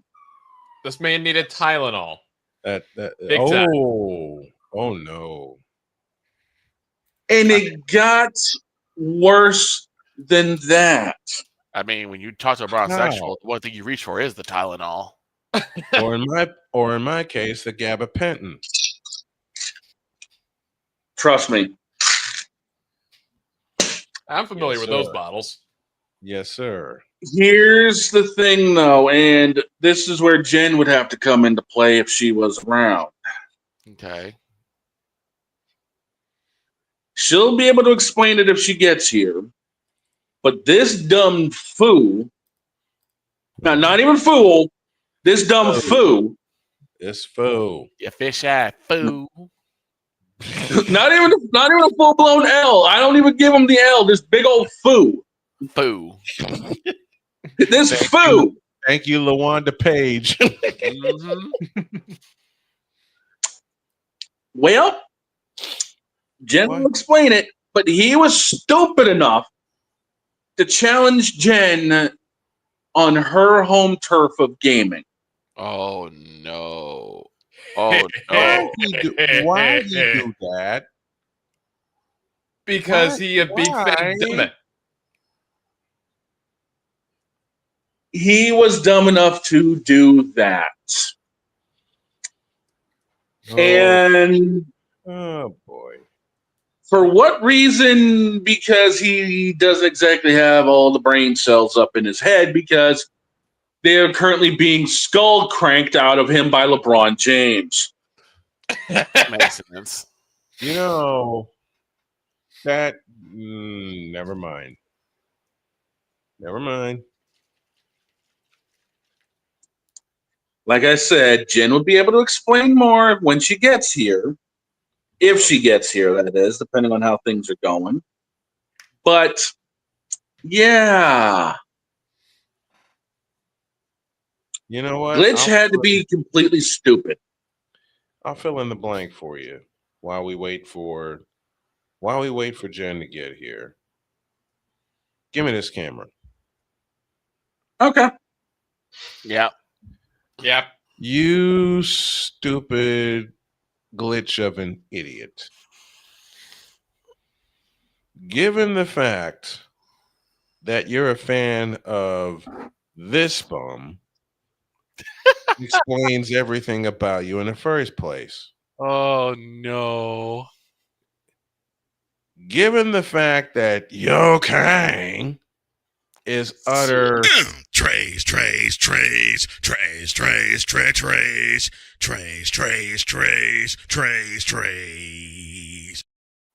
You don't even get to finish that.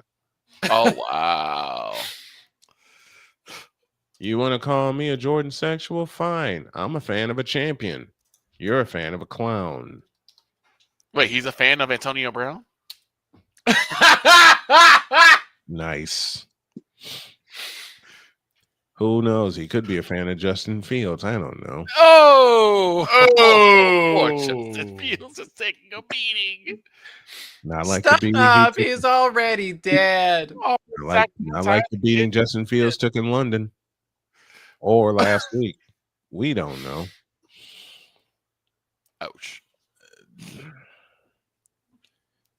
At least I'm a fan of a champion. You're a fan of a wannabe. You, Glitch, are a fan of a person who has yet to prove himself in 23 years. How about that? You're the fan of a person who needs to desperately be told, "You're fired." What is he, 4-6 and go in the away. finals? Yeah, 4 and 6 in the finals. Yes. 4 and Glitch, 6. let me explain it the way the legendary Cole Johnson explained it. 4 in 10. 4 out of 10. You failed. I remember that. You 4 failed. in 10. You What kind of stupid are you? Exactly. Let me put it this way, Glitch. LeBron James is trash. And so are you for liking him. Wow. LeBron James. Infinity trash. Agreed. LeBron James sucks. Give me this button. Let me say it the way Playmaker followed it up that one time he was on with this. LeBron James sucks. Monkey. Whoa. When did he say that? I guess LeBron's the one screwing the football then. I guess so. That ain't all he's screwing, but that's a conversation for later. Oh my gosh. Glitch, how can you be a fan of such a false basketball player? Have you seen him? No, I retract the question. No, he has not. I retract the question. I'm waiting for the day I'm waiting for the day LeBron finally retires and takes Bronny with him. Oh, Bronny's not going nowhere. Because Bronny, look, as a basketball player, Bronny. I'll tell you right now, Bronny's not going nowhere. He worse than the Jets' offensive line on a good day when they score 32 points. Oh boy. Wolf. He worse than the Raiders' offensive line that surrendered more sacks than anybody in the league right now. I mean, yeah. He more than Jeremy Swayman blew a 2-goal lead last night for the Bruins. He bleeps worse than Geno Smith blowing it to the doggone Bears. No. That's a tank bowl. I'm not allowing that. Tank bowl. I'm not allowing that. He sucks. Doggone it. He sucks more than Tua turned the ball over on a good day minus concussions. Ow. Because like Geno Smith, like Caleb Williams, like Justin Fields, and like a couple of other quarterbacks I can name right now, he can't throw. Just like LeBron James can't shoot. Nope. And just like you, Glitch, can't talk about any basketball. Can't think. Effectively. He can't think. You can't think and you can't talk.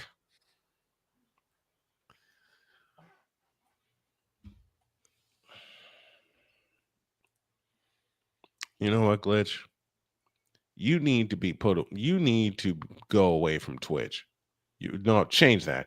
You need to go away from Discord. Don't go away from Twitch. That way we can mess with you in the Twitch streams and have fun with you anyway. But go away from Discord, will you please? Just go away. Just take your give me this button.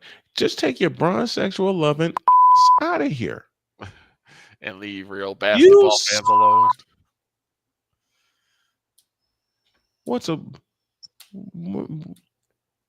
Hey, Glitch, take this with you. You suck, you jackass.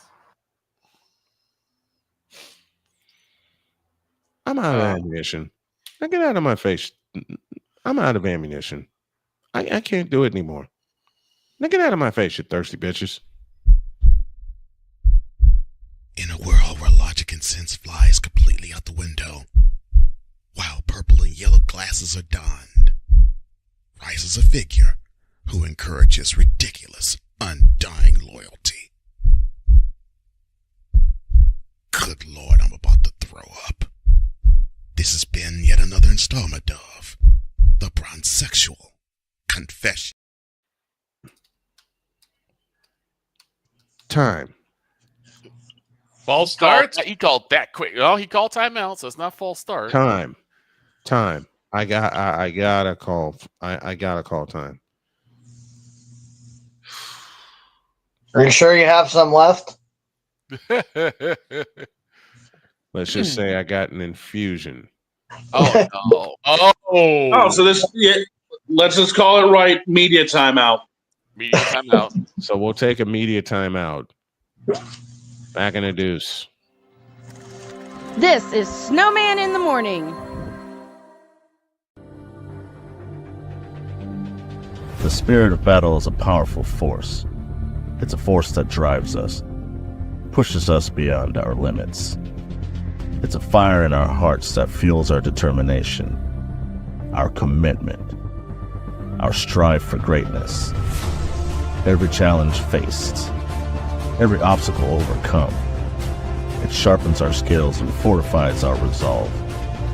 This relentless pursuit of excellence makes the journey so exhilarating.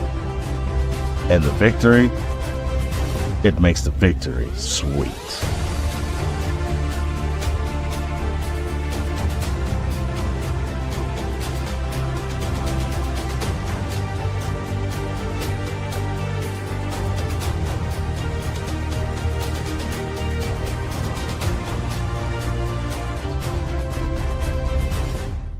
Because we take this job so serious.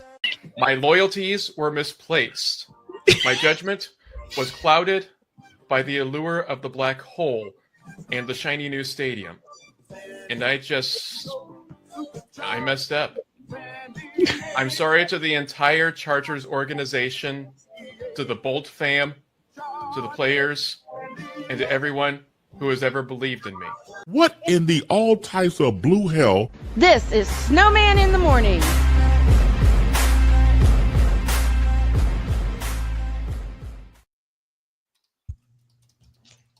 Oh yeah, I got my second win. Check this out. In a world where partial greatness is celebrated and total greatness is shunned, there stands to be a figure on the lips of those who love him and those who hate him. The inane comparisons to Michael Jordan and Kobe Bryant continue and has existed since 2003. There is no end in sight, for the battle between those who unconditionally love and unconditionally hate him wages on. These are their stories. Welcome to the Bronzexual Confessions. Victor, this one's for you. Oh. Does the name Nick Wright mean anything to you? Oh, Nick Wrong? Yes. Mr. Crybaby? Nick Wrong said, Oh, God. quote, "This is how I see it. Michael Jordan is the greatest championship player of all time, but LeBron James is the greatest player of all time. It makes perfect sense." No. Time. No. Those idiotic quote. No. What kind of stupid are you? No. And no.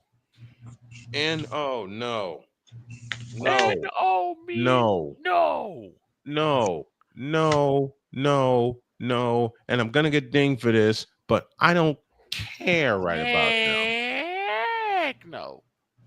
I don't care if I get dinged for this on YouTube. I've got to push this button. Hell no. To the no, no, no. Hell to the no. Hell to the no. To the no. Never mind. Hell no. To the no, no.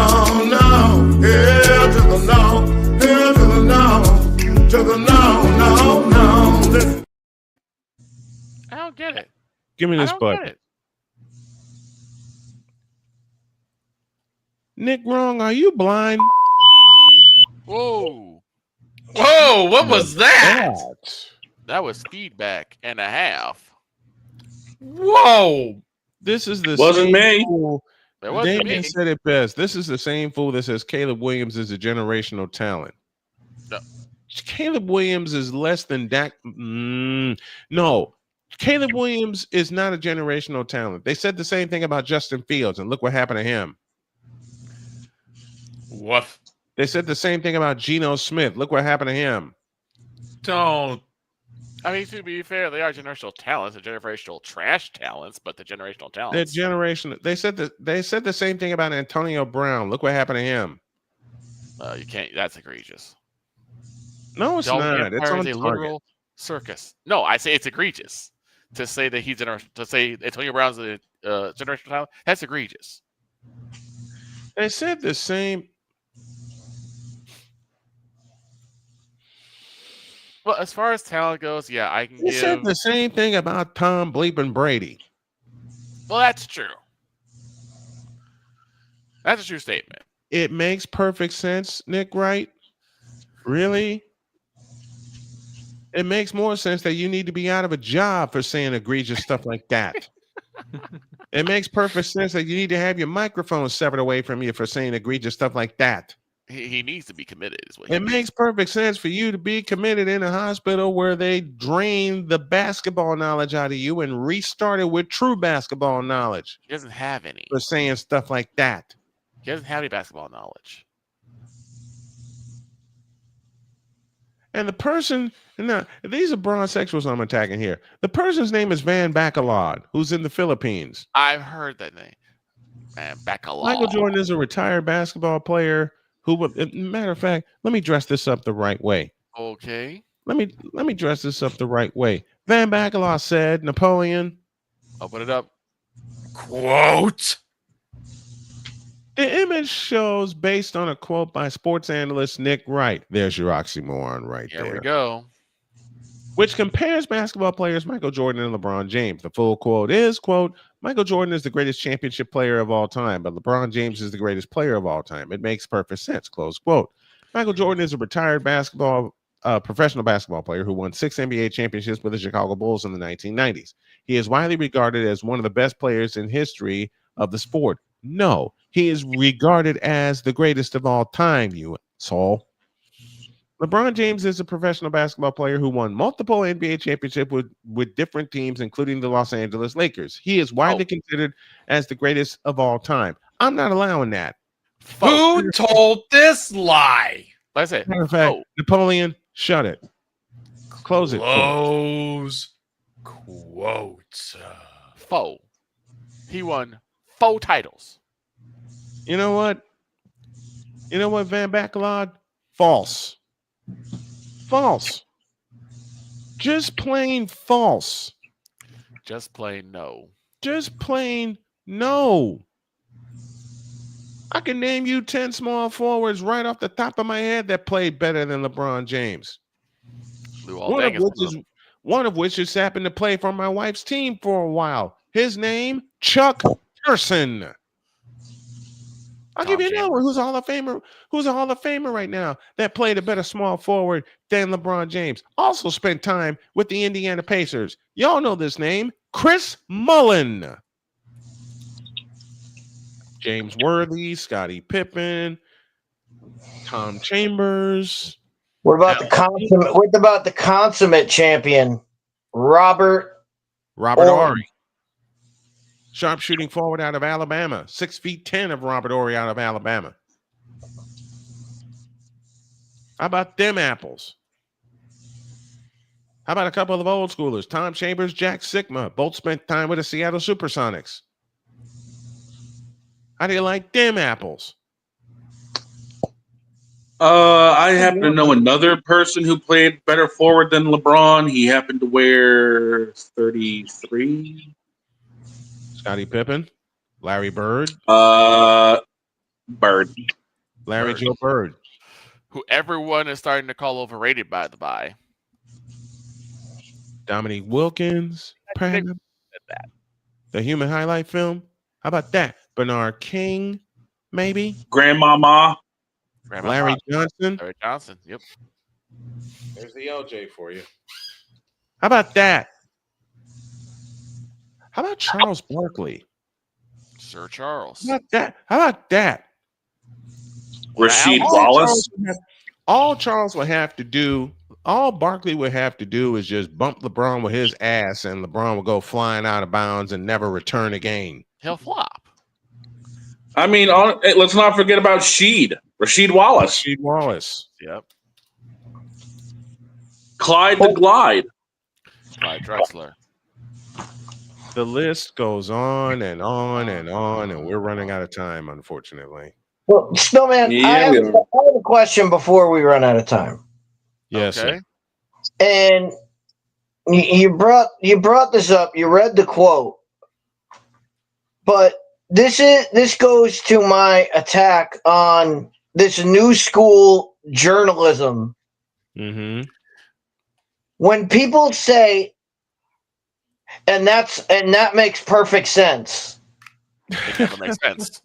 You know what they're it doesn't. Saying? No, it doesn't. And I broke again. What they're saying is that's the end. I don't want to have to explain. I don't want to have to explain myself. I'm just going to end the discussion right there. Yep. And it's like, no. Why do you feel? How do you come to this conclusion? You have to defend your argument. The burden of proof is on you, buddy boy. And we've always said this. I mean, we brought this over to Snowman. We said it on Fifth Down Sports for 9 years. Tell me why you're wrong. Right. and these people okay to be wrong. Just tell me why. Just tell me why. Tell me why you're wrong. I'll stop it here before I go any further. And I'm sorry, Jen, honey, we ran out of time. Get out of my face, you thirsty bitches.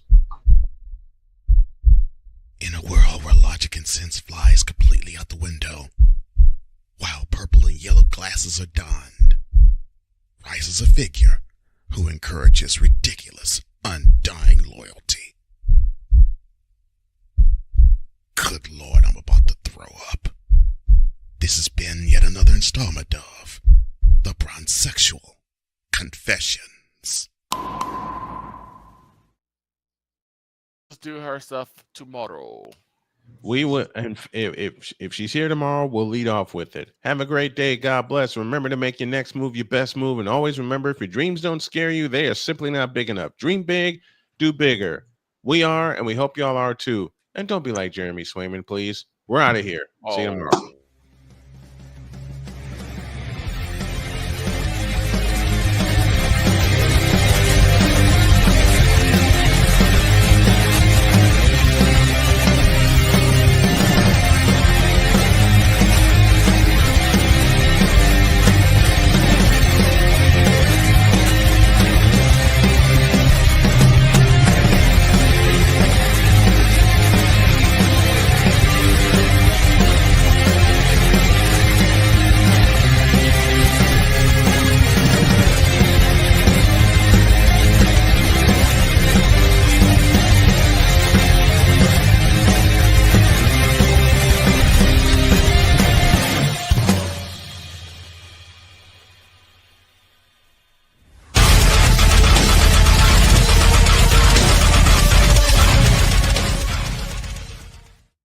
All y'all who bought out Hennessy, y'all need help.